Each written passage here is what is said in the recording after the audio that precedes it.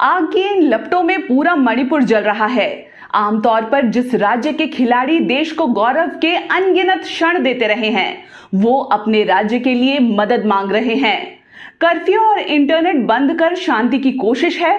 सड़कों पर सेना के हजारों जवान उतार दिए गए हैं। शूट एट साइट तक के ऑर्डर हैं और मणिपुर एक अंदरूनी जंग में उबल रहा है। पर ऐसा अचानक क्यों? नमस्कार, मैं अत्रेय विश्वास रॉय। मणिपुर और वहां की समृद्ध संस्कृति पर हम सबको नाज रहता है, पर आज भारत का गहना कहलाने वाले मणिपुर में सिर्फ विरोध की ज्वाला है और इसके पीछे ट्राइबल नॉन ट्राइबल की लड़ाई है।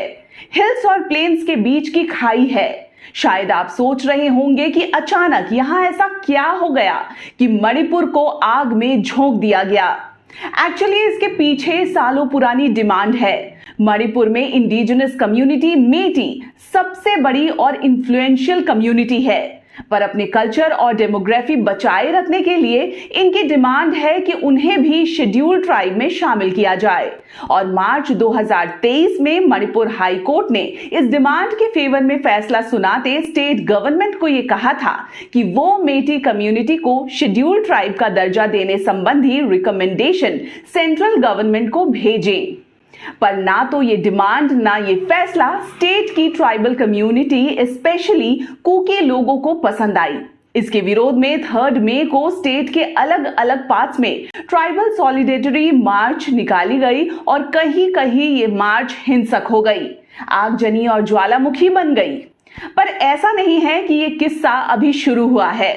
एक्चुअली 1949 तक मणिपुर एक अलग प्रोविंस था और वहां मेटी शेड्यूल ट्राइब में शामिल कम्युनिटी थी। पर भारत में मर्जर के बाद मणिपुर की सबसे बड़ी हिंदू कम्युनिटी को शेड्यूल ट्राइब से हटा दिया गया। उस वक्त SC, ST, OBC से उतना फर्क नहीं था, इसीलिए सवाल जवाब नहीं हुआ। लेकिन 1989 में जब देश में मंडल कमीशन की सिफारिशें लागू हुई तो मेटी OBC में शामिल किया गया, जिसको नौकरी और एजुकेशन इंस्टीट्यूशन में 17% रिजर्वेशन मिला, जबकि ST का कोटा 31% था। इसके साथ मेटी कम्युनिटी उस प्रोटेक्टेड लेयर से बाहर थी जो शेड्यूल ट्राइब्स को मिलता regarding land transfer, income tax relief और कल्चर को बचाने की कोशिश।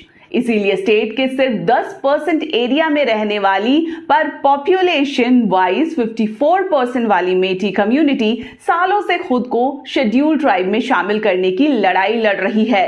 पर प्लेन से ऊपर हिली एरिया है और वहां स्टेट की 34 शेड्यूल ट्राइब्स रहती हैं, जिसमें कुकी और नागा मेन हैं। ये कम्युनिटीज स्टेट की 90% एरिया में रहते हैं, पर पॉपुलेशन हो या डेवलपमेंट हर जगह मेटी इनसे आगे हैं। स्पोर्ट्स से एजुकेशन, UPSC से पॉलिटिक्स तक मेटी कम्युनिटी का बोलबाला है।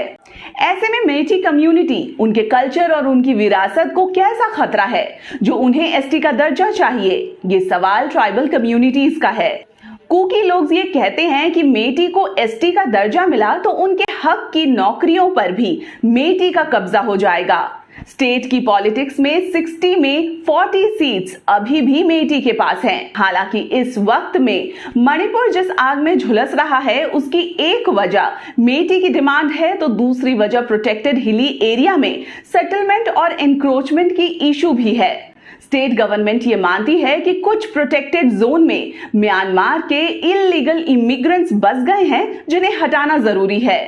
अप्रैल के लास्ट में चुराचांदपुर में CM के उद्घाटन करने से पहले एक नए जिम को जलाकर इस फैसले का विरोध हो चुका है। अब वो आग और बड़ा रूप ले लिया है। इस पॉइंट पर मेटी कम्युनिटी ये मानती है कि मणिपुर की पॉपुलेशन ग्रोथ रेट देश की एवरेज से ज्यादा है, क्योंकि यहाँ इलीगल इमिग्रेंट्स की प्रॉब्लम है और इसीलिए वो NRC की भी डिमांड कर रहे हैं, जिससे ट्राइबल बॉडीज की नाराजगी और ज्यादा बढ़ी है। कुल मिलाकर सालों से दबी आवाज अब गूंजने लगी है। एक और डिमांड है, दूसरी ओर उसका प्रोटेक्स्ट और बीच में जलता मणिपुर है। मैं अपने चैनल के जरिए सभी से शांति की रिक्वेस्ट करती हूँ। हर प्रॉब्लम का सलूशन शांति के साथ निकले, ये आग जल्द बुझे। नमस्कार।